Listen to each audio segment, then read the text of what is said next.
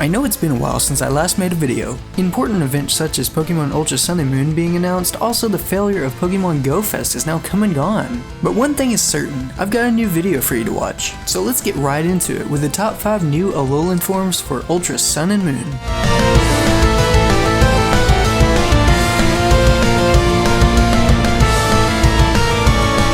Now, at number 5, I have Corsola.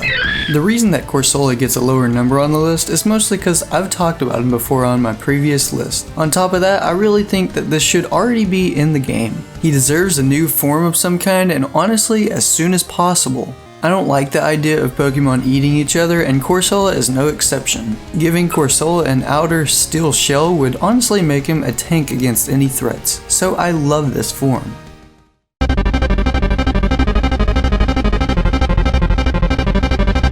At number 4 is Mischievous and Miss Maggie.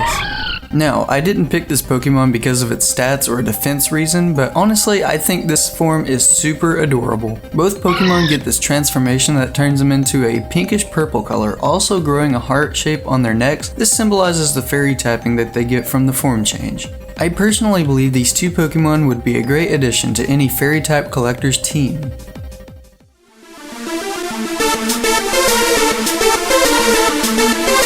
Coming in at number 3 is Blossom.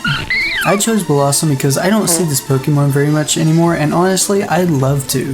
The design gives it some blossoming flowers for its head, also expanding upon its leaf skirt. I could see this form happening because the Alola Island is a very amazing place to grow flowers. I mean, just look at what it did to Alolan Executor.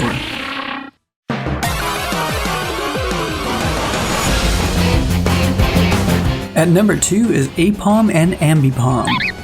I chose these two for this list because of all the second generation Alolan Pokemon, these two stood out against the crowd. With the redesigned Islander or monkey look, they look a lot more native to Alola than some of the others do. I really like the cute but ferocious look of Palm, but Ambipom takes the cake with the coconut looking head and missing front tooth. You can tell he's seen better days.